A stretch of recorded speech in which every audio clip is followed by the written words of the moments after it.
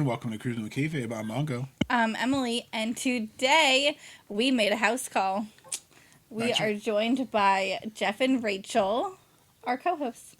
Exactly. AKA Smokey, and still got to find a nickname for Rachel because Emily and Rachel still don't have nicknames. Yeah. We do not. We do not.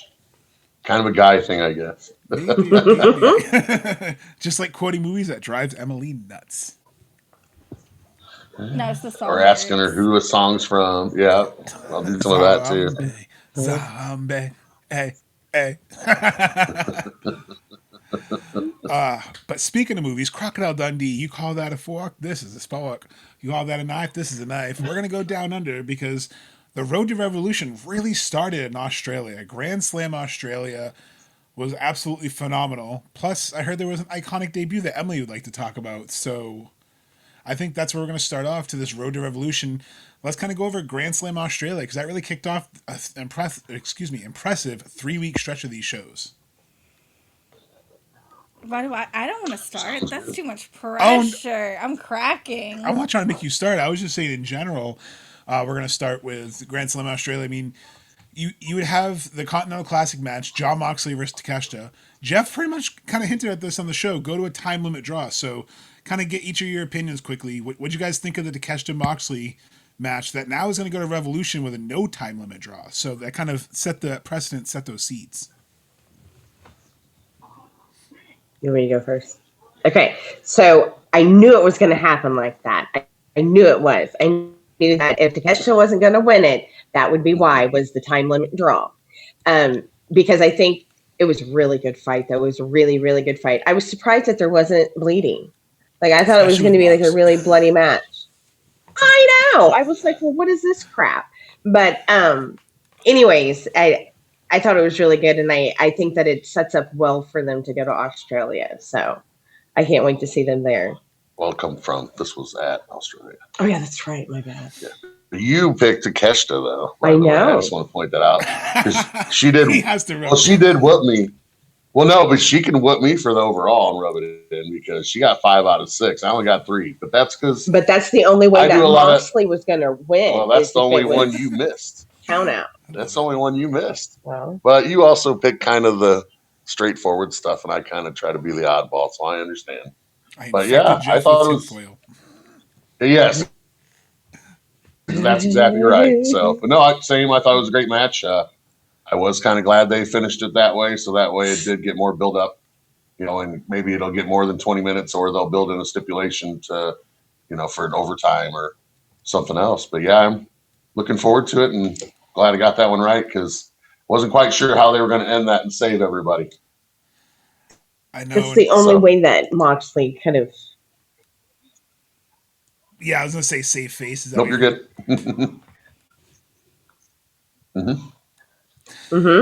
Yep. Sorry, as I totally interrupt Rachel. I didn't apologize about that. No, I was just. No, you're fine. I was thinking the same thing. Yeah. But yeah, no, I think the great thing about the Mox draw, I know Emily kind of pointed this out to me while we were watching it. She goes, well, why did Takeshita attack him after? And then, you enjoyed that. Well, I liked on Collision, Jon Moxley kind of got it back. He attacked Takeshita after the match, after the Death Riders versus Don Callis family. So I like that they've each kind of attacked each other post-match. They've cut promos about, I want to be the best. Takeshita's feeling that pressure. You said pressure earlier, that big pressure earlier. Takeshita's feeling it because Okada's like, well, I'm still champion, unlike Takeshita. Yeah. And you even called that. So that's another segment of the Don Callis family and the Death Riders. I know people are sick of them mingling, but you kind of called that. And when you were watching Dynamite, they were looking for partners. Remember that last-minute match that was supposedly super last-minute, not planned at all? So everybody was so upset about this past match this past weekend on Collision. And I was like, okay, I've really, really just been burnt out with work. And when I was watching, even I noticed that you look and they're all fighting in the background, right? I love that with Josh Alexander's new promos, yeah. And then they're like, oh yeah, we got to find some people. Like, we'll see a few of you out there with a few of us, or something like that. So they already had told us Right. that they were going to have a match. Like, why are we all like, oh no, why are we getting a last minute match? How dare you give me more wrestling?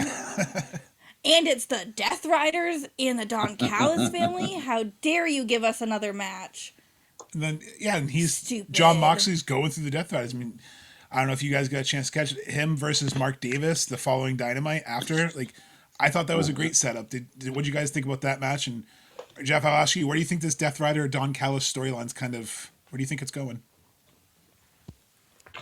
Well, I'm kind of curious with this because this is, kind of your heel versus heel, because we were actually talking about it with Moxley, and I said, it's kind of funny because he's supposed to be a heel. All the Death Riders are heels, but yet you hear all these Moxley, let's go Moxleys and all this stuff, and it's like, I mean, Death Riders are kind of, especially Mox is getting turned babyface in all of this.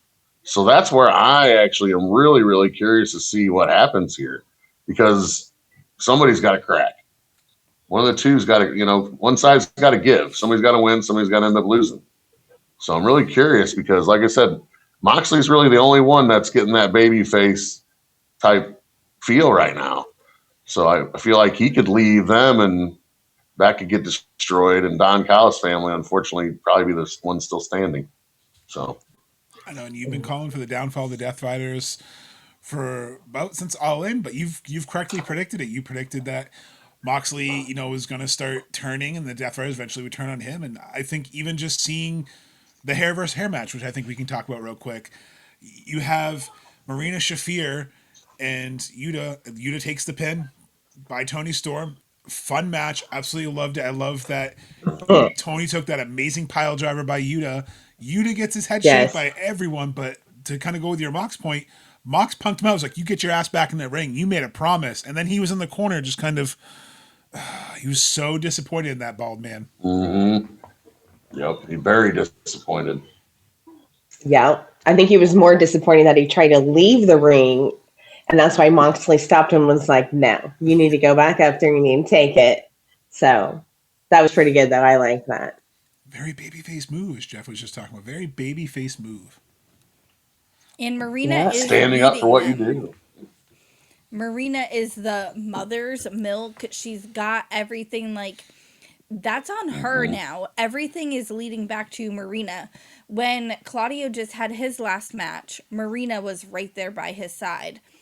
It doesn't matter which Death Rider it is. She is there. Not always Moxley. He's lingering, but Marina's by his side. Hey, I got some tinfoil for you. I agree with you 100%, Emily, but I got some tinfoil. Since we're talking about being Marina, I know where he's going. We already know. You know exactly where I'm going. That's exactly where it was going. Roddy replaces Moxley. Yes. And that's how Moxley gets tossed. So there's my weird tinfoil, I guess, on that situation. He doesn't want to be part of the conglomeration. That makes so much sense. And he turned on Orange. He walked out on Orange. Oh, I like it. And he already fought his old lady, who's then the leader, so to speak, the background leader of this thing. And he's already fought her. You fight against us and, and all that. You're one of us. So he's already kind of, I like it. I like it. And this is why I wanted to have you guys on to kind of do this Road to Revolution, because you guys are seeing kind of the same thing we're feeling. I think AEW's been on one of their best runs of television. Like, this has been, every week is connected. Like, Collision has their identity again. I watch Collision. I'm like, oh, this is enjoyable again because the stories are connecting. Just from Collision Grand Slam essentially to this Collision, we got all that dynamic change. Now Yuta's coming in with the, not quite the Kurt Angle headpiece I wanted, but he's got the little, I'm going to say this for our Canadian friends. He's got his toque, the toboggan, whatever you want to call his hat. A hat. A beanie. Or a hood up, or he's got his hood up, something along those lines. Oh, yeah. I think Moxley's going to be the one to take it off his head. I think Moxley's going to take it off his head, like, keep that baby face going. I really enjoy what they did with that hair versus hair match. I wasn't really sure how it was going to work. I think it worked perfectly, especially with Tony pinning him. And Mina, and then also shout out to Luther the barber, great fit. Another person here. He loves cutting hair. Luther loves cutting hair. I'm good with it. I'm good with it. Yeah, I like that too, even though I did pick that the other way. Tony still could have rocked. I had though. Wheeler I can pinning see where you Tony. were going. Yeah, and she's crazy enough to do it. So. Yeah. And then obviously we had Hangman beat Andrade, but here's something that people are gonna forget about because it was subtle. Andrade goes for the low blow, but then Hangman kicks Andrade instead. He lifts him up with that nut shot. By the way, he lifted up Andrade. I was like, oh shit! Hangman gets the win. He goes to Revolution Yeah, battle MJF. However, this past weekend on Dynamite, he said, "Hey, I want a Texas Death Match, and if you give it to me, I'll never challenge for the world title again if you accept it." So there's some heel seeds planted. There's a stipulation with Hangman. MJF obviously beating Brody King. Brody King's still going after him. Andrade's going after him. Hangman's getting desperate. What are your thoughts on the Hangman stipulation, the Hangman MJF storyline now? Okay, well, I don't think Hangman is going to lose to MJF because I don't think he's ever going to stop going for the title. So I mean, I don't think he's going to lose to him. I think it's a good setup. I think it's going to go well, but I don't think he's going to lose because MJF can take the loss. I mean, he's MJF and he had the belt for the longest reign. So, but yeah, but I do. I think they're going to build it up really good. I think that there's going to be more people that come into the mix. Who's he triple champ with? The trios. Trios champ. Jet Set. No, Road Speed. Jet Speed Horsecock. Rodeo. Horsecock. That's who it is. Horsecock. Jet Set Rodeo. Jet Set yes, Rodeo. And I think they're going to come out in it, and maybe they're going to get boosted up a little bit more. But I don't see Hangman losing to MJF. All right, what about you, Jeff? Yeah, it was a little bit surprising that had to come out right now because both guys are still fairly young and whatever else. So then I tend to have to lean with Rachel that you can't really keep, unless Hangman plans on leaving and being like Cody, I guess, or something along those lines where he's like, yeah, you can write me off this because I'm going to push these, Jet Set with me, and all this then. But I just don't see that happening. I mean, he's homegrown and has been a multi-time champion now, so I just don't really foresee it. So I foresee something happening that messes that up. Mm-hmm. MJF, we know MJF. I know this ain't the prediction show, but like MJF could still win by ways that Hangman can still get past the stipulation. So I think there's going to be some shenanigans.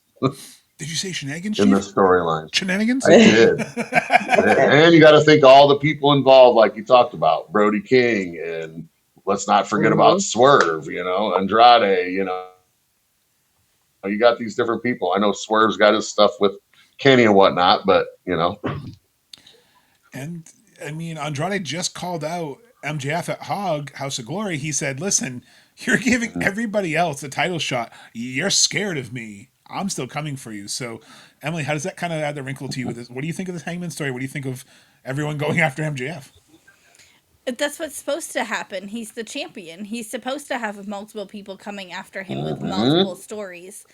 That's something that I think all four of us have really enjoyed about doing our AEW predictions is that you don't have just one guy fighting. You have three more coming up behind them. And I think that AEW keeps you guessing, and that's why it is actually really incredible that Rachel got so many accurate because that's not going to happen. She was on it. Like, that doesn't happen. No. We've had that once, I think. Yeah, one time in our prediction, we had someone, sweep. Like, that's pretty insane. And I think that I'm ready for the younger guys to really show us that this is where the best wrestle. I'm ready to see the younger talent like MJF and like Hangman. I want to continue to see these guys shining. I want to see the next people that haven't been champion yet start to get up there. But almost people under the age of 30? Yes. So I kind of also, however, like that people that have already won the championship are still in the running for this. It's a good mix. how does Hangman do this? But there's so many other titles on the scene that this works for Hangman as well, because he could just shift his focus. Like step out of the main title, but go for like the Continental and stuff like that? Yeah, like I could never see Hangman going for the TNT title, but that's not to say he can't hold the TNT title. Make him a Grand Slam champion, though. Imagine it just looks like an actual belt buckle and stuff. Right. Oh. Hangman with a TNT title customized. Also, can I just say how happy I am? I know we're going to quickly divert. We have the pink TNT title. Finally, we have a pink TNT title. I am so happy. The amount of times I've heard Pink Pony Club over this is incredible. Oh, I've been rocking Pink Pony Club. I love Chapel Roan. Listen, I'm not afraid of me. I love Chapel Roan. She's fantastic. Yeah. We all have our weird things. That's my weird thing. I enjoy a variety. Variety is the spice of life. Yes, it is. Yes, it is. You know, you guys all said great points on Hangman. I don't want to go too much longer on him. I agree with everyone. I still think we don't really understand the way they're doing the stipulation. It sounds like it's only if they all agree on all the parameters. So like Jeff said, is it wonky? They're going to pull it off the table? Or is MJF going to pick a different stipulation like the dog collar match, which is what I want to see? And the Hangman's like, listen, I agreed to put it on the line for a Texas death, not this. Kind of have that way to back out, like you were saying. Yeah. I think people just have trauma from Cody Rhodes in that storyline. But again, there was one other title for him to challenge that he created, the TNT title. So he shoehorned himself. So is there a match style that neither have competed in together that you guys want to see? Because I kind of don't want to see a Texas death match, and I kind of don't want to see the dog collar match, because we've seen such good ones from them that I don't want to tear away from that, because this is going to be an iconic match. That's why I think Iron Man. Fresh. I think Iron Man. Neither one have done Iron Man. MJF had a great one with Bryan Danielson. I'd love to see an Iron Man. Make it decisive. Yeah. That was good. Because then you're going to really have to wrestle. I mean, and honestly, even still, I would be okay with like an old school cage vibe too. If you're like, you know, hey, this is like so people can't run away and stuff like that. Is, you know, not so much like the complete roof, you know, structure and all that, but like an actual open cage or something, you know, to give it like that feel. Octagon. You know, so I agree with you guys. Whatever. I mean, you can just do the straight up old school cage. Oh, like or the blue cage. I get what you're saying. Yeah, like the old school blue cage. Yeah, no roof. Just it doesn't have to be super tall, but it's more so just so people can't like run. You know, so that plays in the kind of the MJF thing. Keep the chicken shit heel locked up. So hey, you can't run around. Well, we came up with a great something like that. But I'd be good with Iron Man. Are you talking about the Battle of the Balds? So listen, you know, like how there's a lumberjack match, and you stand on the outside and you get to throw them back in or beat the fuck out of them and then throw them back in.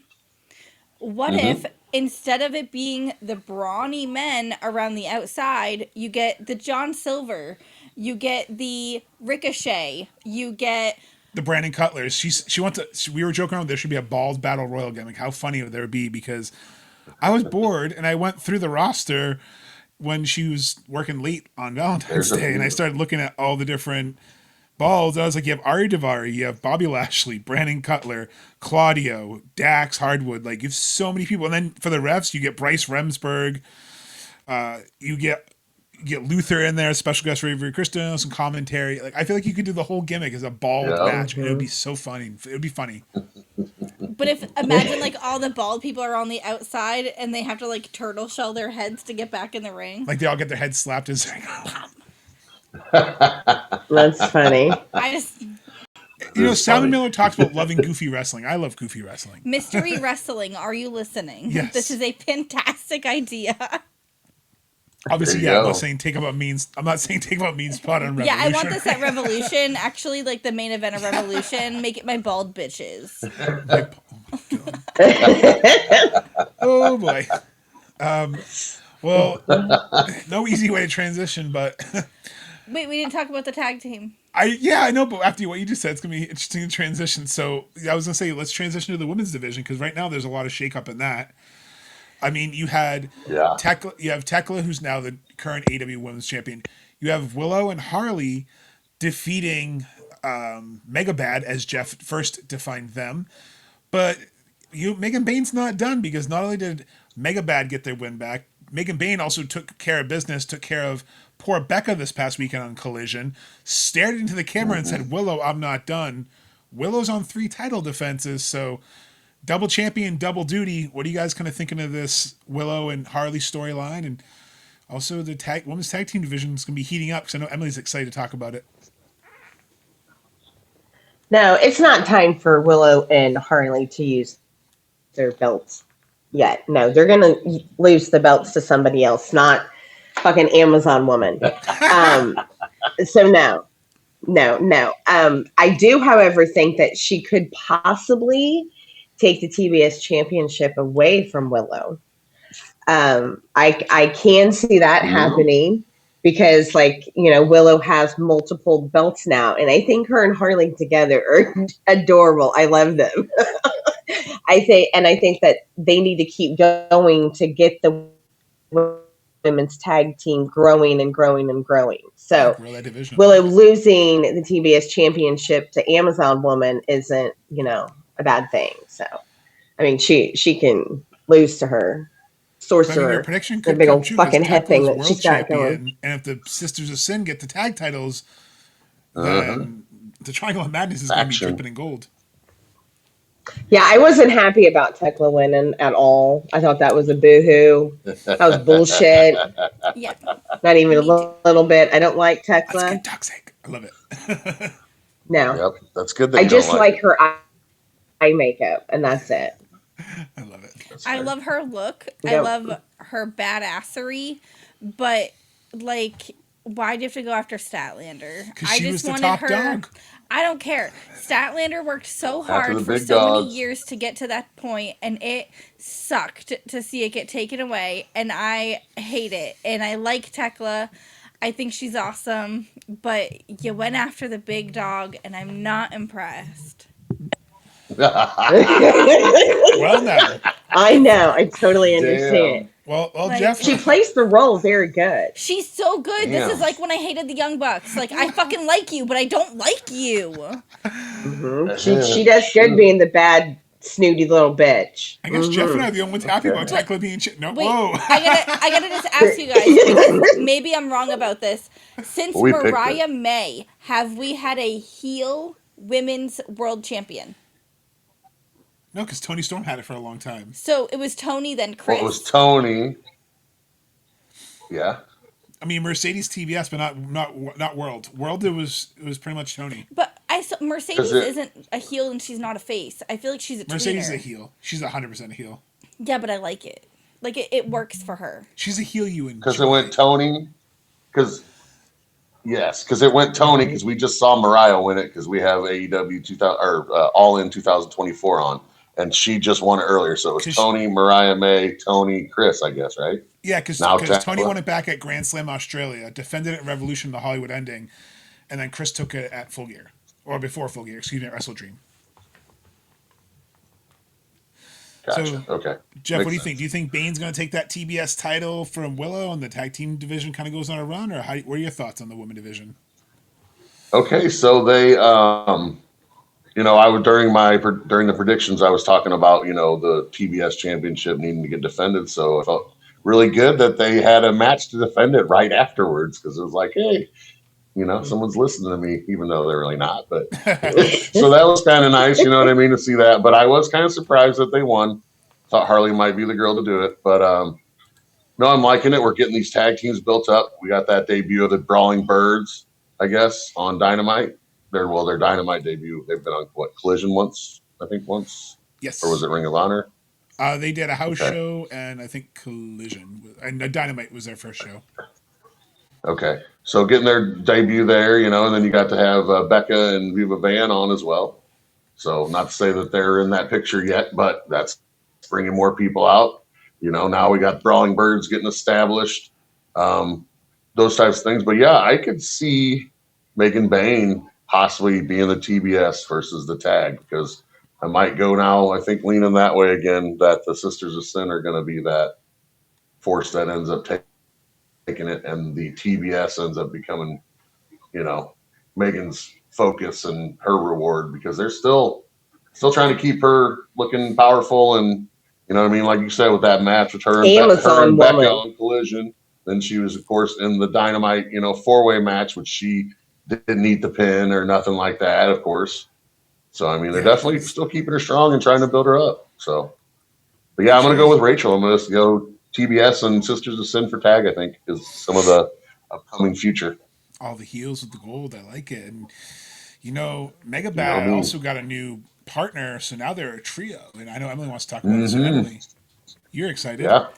So back a few months ago, we went to the last DPW show, and as we were leaving, we were able to talk to Lena Cross, and we told her, like, congratulations on getting signed, and she didn't say no. So she definitely had already been signed, thanks to, I think Sean had already reported it, so we kind of just like, congratulations. And I told her how much I loved her hair, and I freaking love her hair. I think Lena has such a great look. 6 feet tall. Yeah, this is another one that I'm like, oh yeah, damn, I want this, like, women's division has such a great, if you give us, like, the Continental style belt. That's what I'm saying. Women's Continental Classic needs to happen. If you give us this title belt, think of, like, the amount of diversity in this roster. But also, can we get these big women into a match together? They're not big women. They're freaking tall, amazing. Like, you keep saying Amazonian. Like, there's got to be a nice word for this. That is our nice word for it. I wish I was that big, man. No, they're because they're not. It's not that they're disproportional. Well, it's not that they're disproportional. That's why we say Amazon, because Amazon is just a big woman that was athletic. Like you know what I mean? Strong. Yeah. Yes, correct. Yes. That's what I mean. That's what we're saying when we say that. So that's what kind of us trying to get to be put. You're just thinking it because of delivery company. I think that's why that works. Yeah. But regardless, like, I want to see. It's not derogatory in any way. Like, something needs to happen. She just doesn't like that you call it beef in a match. She wants her own term. She wants the beef can't be for women. Right. I can't do that. Like Slim Jim. It's mean.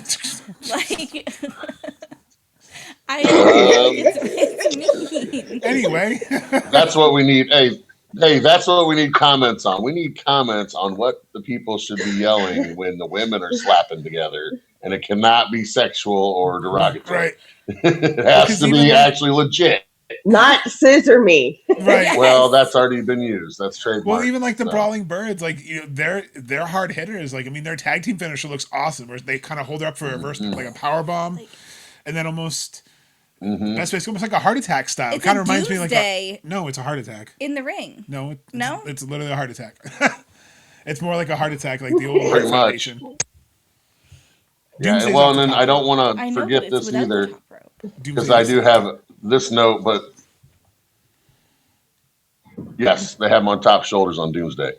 But Thunder Rosa also coming back and having that collision match. Wanted to throw that out there so to make sure we were getting it all covered. So next up, I mean, I think we got to talk about it. The Kenny Omega Swerve Strickland match.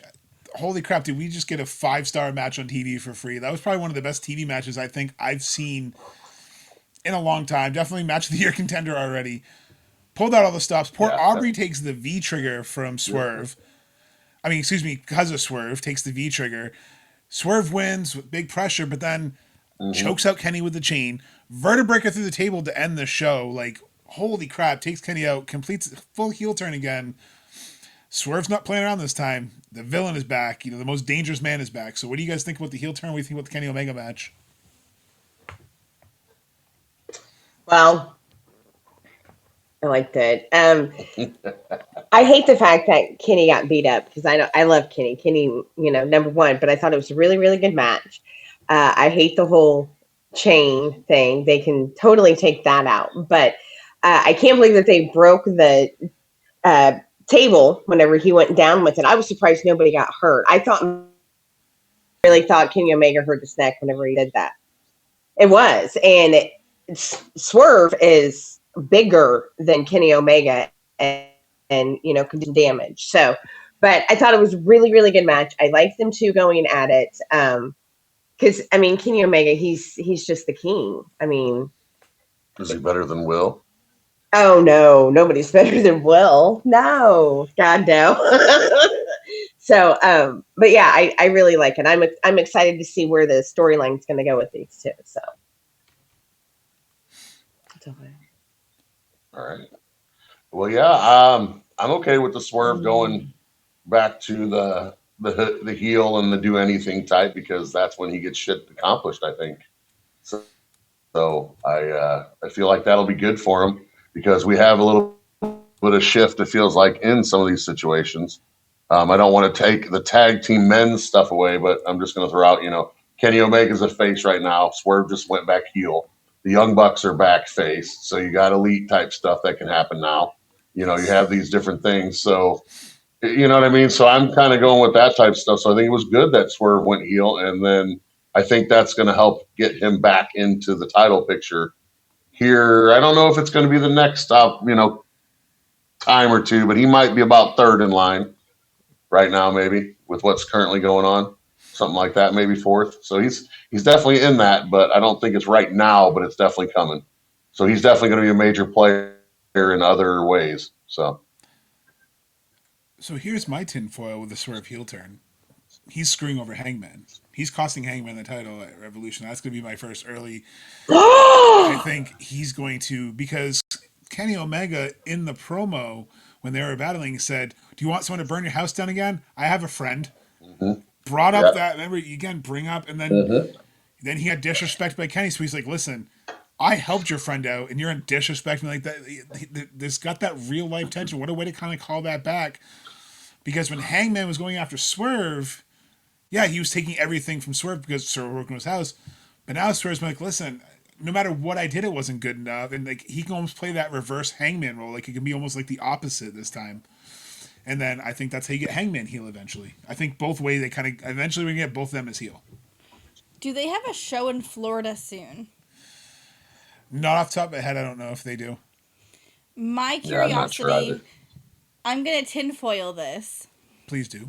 So the last time Swerve was heel, in the feud, he went into Hangman's house. Well, Hangman lives in like Virginia or like West Virginia. Yes. So he went into Hangman's house. What if we just see a random video, like promo package of Swerve walking around with the cat bubble backpack? And he's got Kenny's cat, because they all talk about how Kenny has a cat. Like, that's his pride and joy is Kenny's cat. He's cat daddy. What if he kidnaps Kenny's cat and takes him to TV? Why are you wishing this upon kidnapping poor Kenny's cat? I just want to see Kenny's cat in a little piggyback backpack.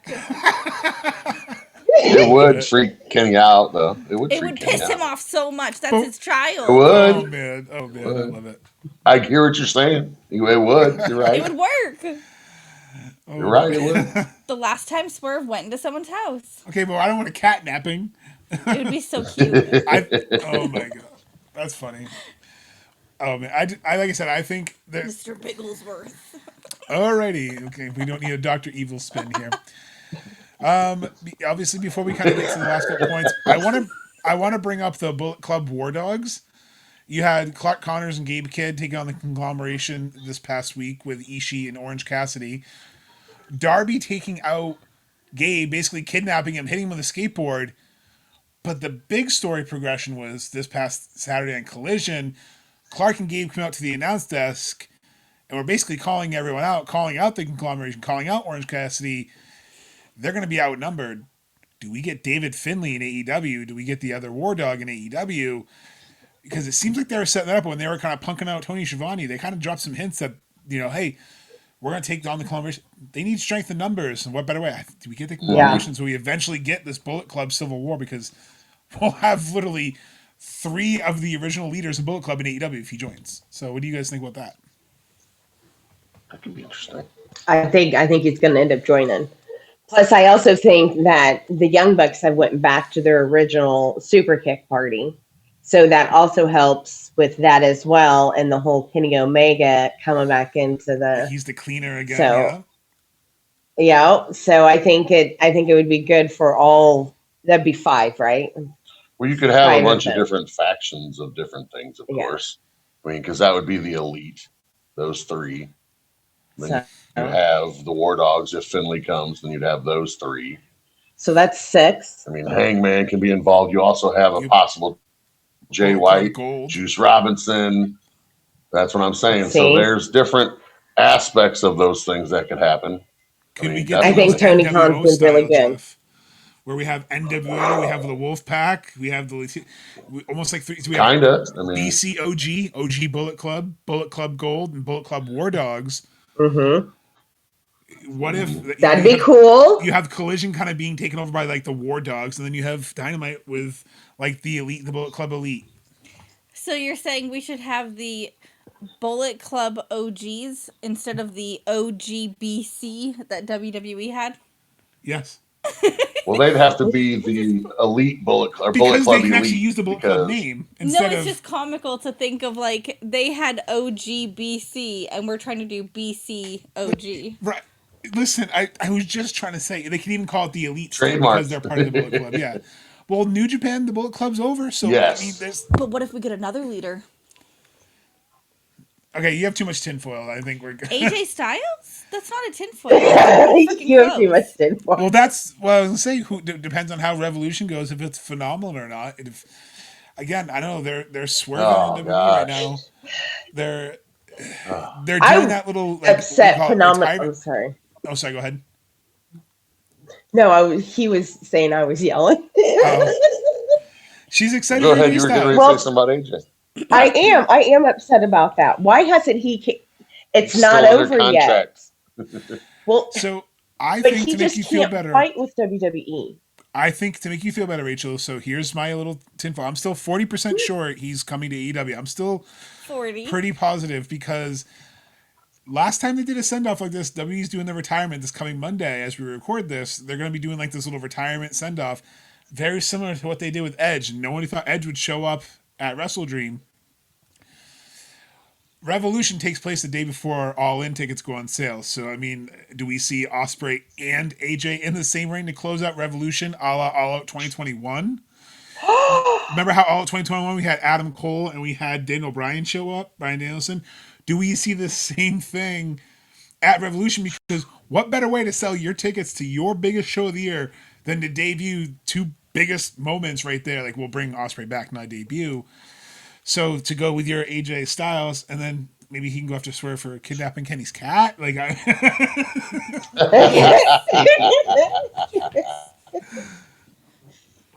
yes. Because I mean, you have Monday night at. Sorry, go ahead.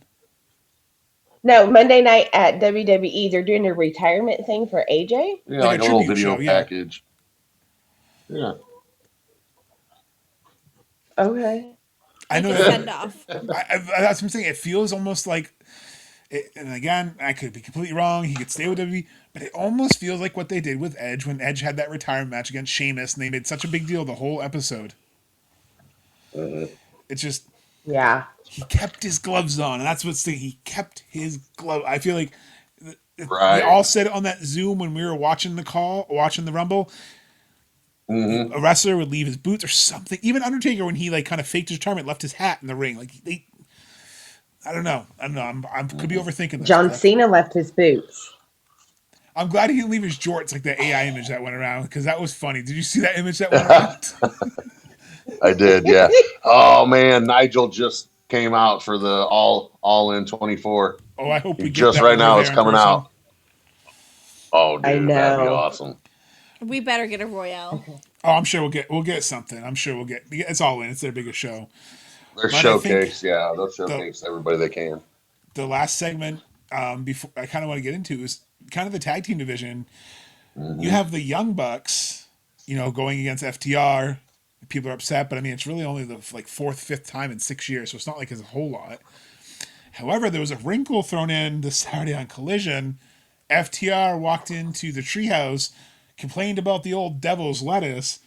The Rascalz said, well, don't disrespect us. We'll challenge you. They won an eliminator match, and now the Rascalz, so potentially a triple threat match here at Revolution.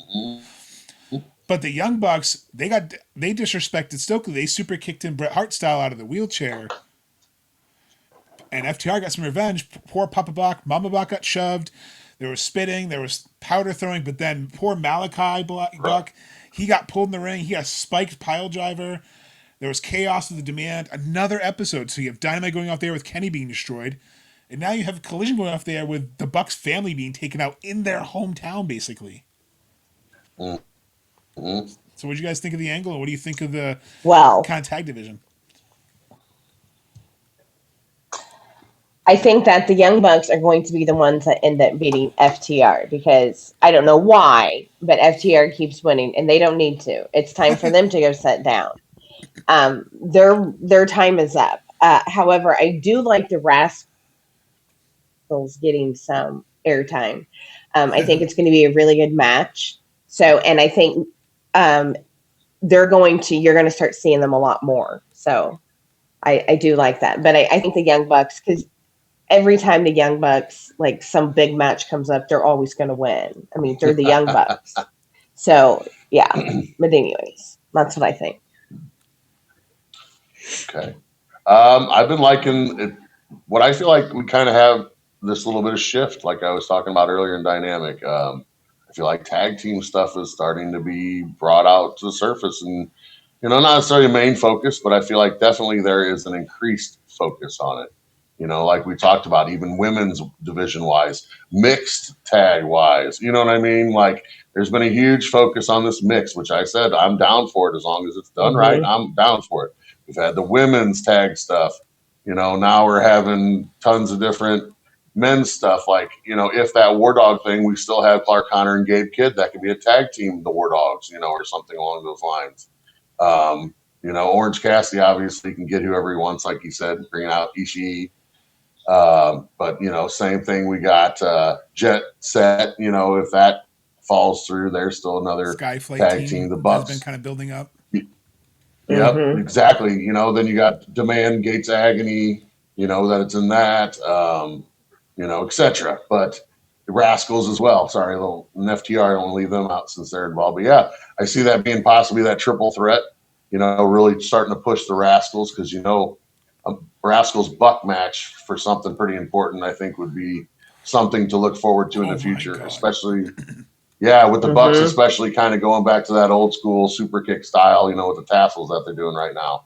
So I definitely see some good stuff coming for the Rascalz. So I love it. I was so excited when the Rascalz were in SLE. Love Myron Reed.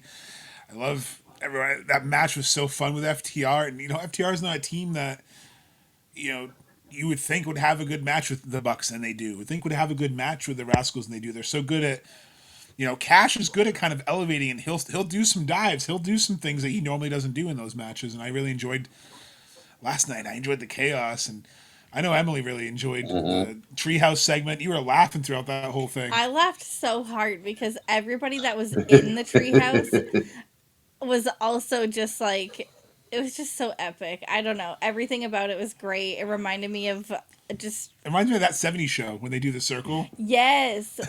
It reminds me of like... Oh, yeah. Like... Right.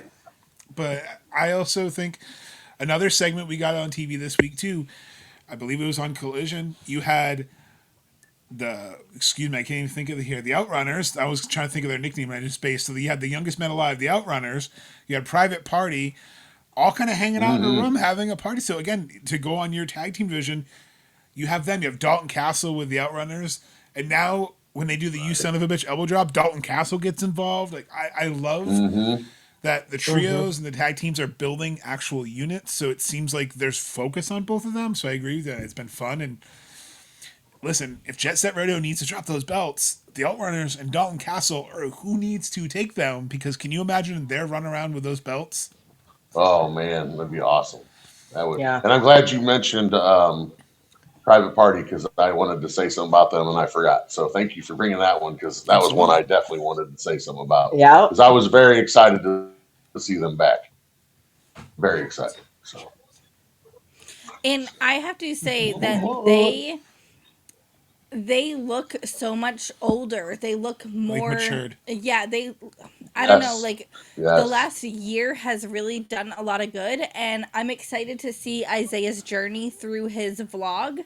He said that he captured a lot of stuff, and I'm excited to see what he's been up to this past year. So far, we saw him training with Amazing Red, which is awesome to see him in the ring with Amazing Red again, because Amazing Red was always one of my favorites. Yeah, I He was just awesome. really am excited for the fact that, again, like, they just look so much, just, they look like Confident, men. mature, yeah.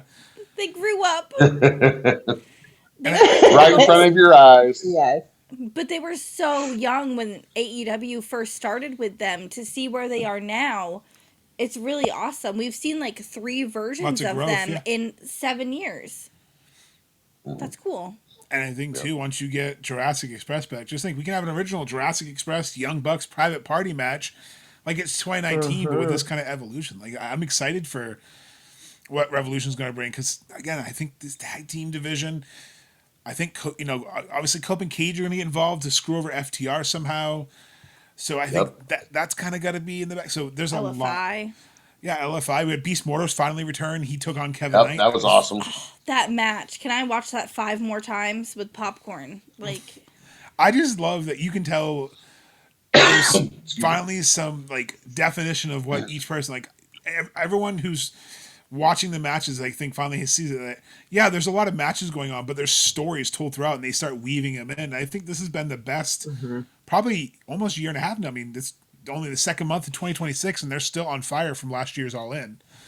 Like, I think they got their momentum back. I think they've, not that I personally thought they lost much of it, but I think they've kind of gotten that, where AEW, this is where the best wrestles, this is where the Billy Goat wrestles. Wait till Ospreay comes back, and this is going to be, even no pun intended, it's going to be even more elevated, because there's so many people in the top spot. Kyle Fletcher's going to be in that top spot again. Him and Tommaso are going to have another feud. Yes. They planted the seeds for another run back. He wants his Sylvie back. Mm-hmm. Yep. I know, Jeff, you're a big Tommaso guy. Yep. Liked him since, I don't know, 2012 or 13-ish or something like that. Do you know what match they need to run back? Him and Roderick Strong. I need to see that again. I saw it in Ring of Honor. Yeah. I need to see that match again. I have a feeling you probably will. I can't wait. I got a feeling you'll see that one. So I guess to wrap up, I'm going to see, does anyone have anyone I know that you see maybe getting a title, I guess, at Revolution, not Revolution, excuse me, post-Revolution, any, maybe all-in booking or Double or Nothing? Is anyone you think, okay, this is when that person's getting a title? So if you could pick one person, who do you think's going to get a title? Probably by, we'll say Double or Nothing, will the benchmark, who's going to get their first title, or who's going to get a new title? Okay, by Double or Nothing. Okay. Go ahead, Rachel. Got anybody? Well, I kind of see Willow losing it to Megan Bain. Megan Bain. Mm-hmm. Yes, I was going to say Amazon woman. You see Megan. So you see Megan Bain winning a championship, possibly by Double or Nothing. Yeah, I do, because I think they're gonna keep throwing her out there and keeping her going and everything. So yeah, that would be my tinfoil. So then, I'm gonna kind of agree with her on that one. That one's a definite possibility. I'm also gonna say her possible Sisters of Sin by Double or Nothing, because we do have some time still before that. Let me see. I would say possibly the Bucks. I could see them possibly championship wise in that time frame, just because of what their current storylines are. And then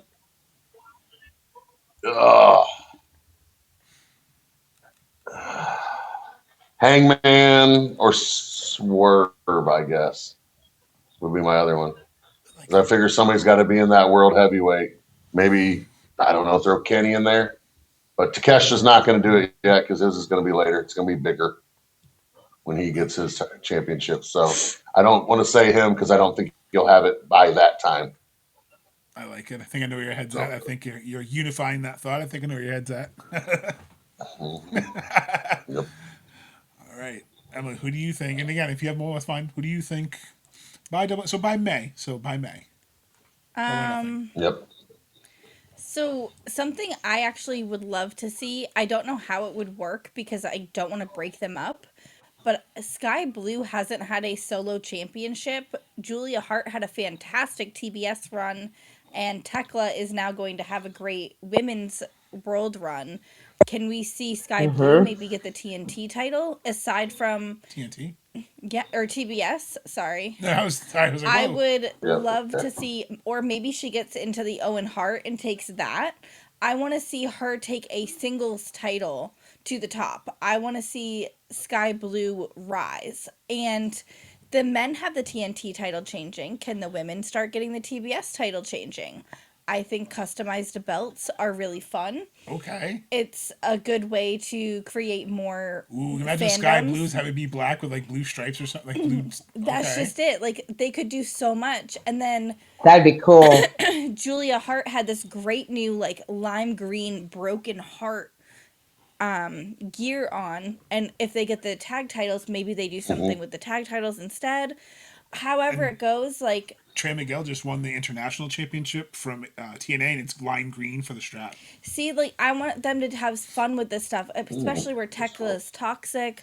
They're doing more like black and green. They're doing a lot of stuff with that. But So Sky Blue you want more is doing customization on hers. that on the team? Okay, Yeah. I dig it. And then another thing I definitely want to see is I think the TNT title was kind of maybe they held back on Kyle Fletcher holding that for a minute because they didn't have the pink title yet. So maybe that's kind of why it jumped a little bit and we had some short title reigns in between him getting it back. And it's a TV title, so it makes sense. They tend to flip a lot. Yeah, so Yeah, and Mark got rewarded. Yeah. Mark got rewarded for his time and putting everybody over and having good matches with everybody. So I agree with that part. Because like Mark had a custom belt before Kyle had his pink one, so it's cool that we were able to at least get that pink title belt. Yeah. And I want to see, hopefully by summer, something going on with Ring of Honor, because I don't remember who their tag champions are, but you've got... It's Sammy, it's LFI. LFI, okay, so you've got Sammy, Billy Starks, Athena... trying to think of who else is champions right now. Deonna Purrazzo, who hasn't defended it yet. I think they're waiting for Queen Amanada. Yeah. So we have a lot of younger talents really showcasing right now in Ring of Honor, and I hope to see more happen with that. I know you've had a tinfoil for that for a while. I just really want to see something happening in the Ring of Honor division without the crossover, because I like when they cross over. No, it makes sense. Like, seeing Bandito probably drop. Okay, I can see that. Oh yeah, Bandito's a champion there. Like I really enjoy this youthfulness that Ring of Honor has going on. No, I agree. You just had the swirl against the Young Bucks, which I like Blake Christian and Liam Moriarty for that matter. But that would be cool. Have them go against LFI, maybe take the titles. That'd be a good one. Let them kind of be the heels of the division, be the arrogant heels. I like it. It works.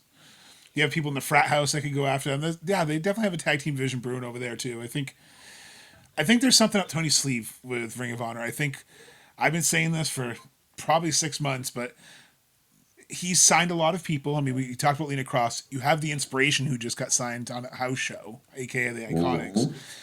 You have Becca coming in for tryouts. You have Viva Van who's been signed. You have Lena Cross. You have Story Denali.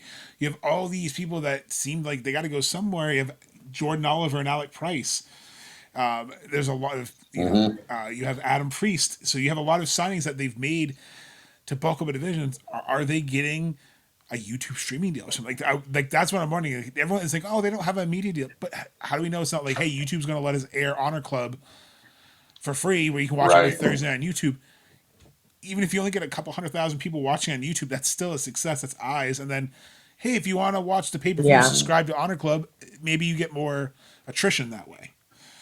And so I think your vision could work that way, because it seems like they're set up. So maybe that's when the shift of those titles will happen.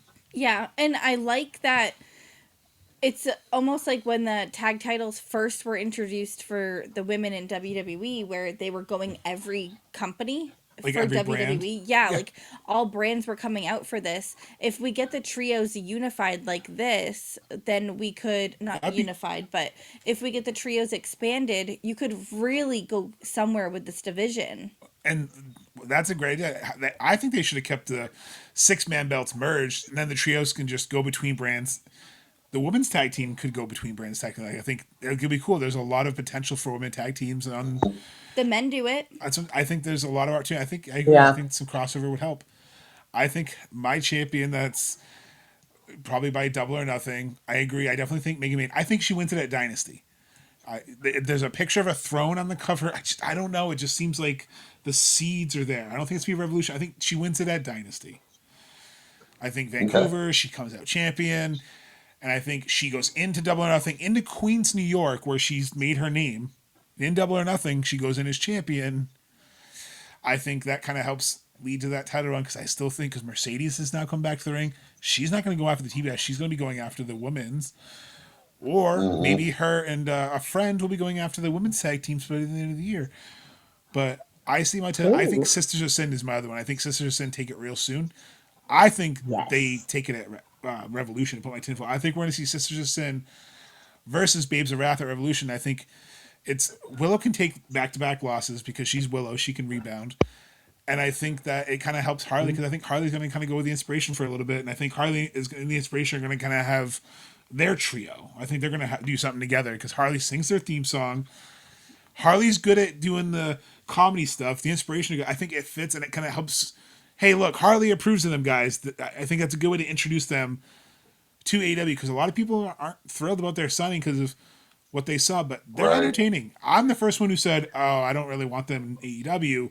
I'm willing to give it a shot. Impressed. He was like how we are to Thunder. I'm willing to give it a shot. That's the thing. I'm willing to, as long as they do it right. Like, I think they need to go in there and act cocky and arrogant. Like, have them kick out of a finisher in a match. Have them go in there and kick out of a finisher, and people, oh my god, they're legit. But then they don't have to be the winningest team. They can be the fun team, kind of. No. Take their L's and be that sympathetic baby face, and then you kind of push it. I think make them like a female art runners, where don't make them a joke, but also don't make it they're coming in to destroy the division. You got to find that fine balance between entertainment, humor, because I think they can fit in. I think they can do it. So I spent a lot of times on overnights. I used to listen to a butt ton of podcasts. I loved listening to their podcast specifically. I binged through a ton of episodes. I used to be on the dot, ready to go at midnight when these episodes were going to be releasing weekly. For multiple, it didn't matter if I listened to a podcast, I was ready for you that day you were releasing it. They are funny as fuck. They are relatable. They are people at the end of the day. When they first got let go, you could feel how upset they were and how sad they were, and the things that they went through that they actually do talk about, I think, is what's really cool. Going back to the intergender stuff, Johnny Loves Taya is coming back to YouTube, I believe. I think it's back already. Yeah, that's coming back. And then also, so we just got this really awesome Brits Babes tag team, and what if they introduced Will Ospreay as their third? Okay, I mean, there's so many ways to go. Nice. I like it. That hard hit with his. I like it. Sick. You mean the Brawling Birds? The Brawling Birds, because I always want to call them the Thunderhawks. The Brawling Birds. Well, when you called them the Thunderbirds, and I was like, that's the planes. It was and then I'm thinking great. Grease. Oh yeah, okay. The Grease Lightning. Yep. Ooh, Grease Lightning. So, and isn't it a show on Disney as well? Thunderbirds? I think so. Thunderman, yep. Yeah, like a Marvel or something. Yeah. Oh boy. But I might like that show too, Jeff. Well, we have a 12-year-old, so it makes sense. But I'm definitely I'm definitely looking forward to Revolution. Obviously, Jeff and Rachel will be honest with our prediction episode, because we always got to do our predictions. So we still got a couple weeks to think of things. Let's see how things change. I've definitely enjoyed this Road to Revolution. Please make sure you guys like and subscribe. Make sure you leave us a 5-star review. It helps us out. We appreciate everyone, and we'll see you guys soon. And remember, always keep the kayfabe. Keep the kayfabe.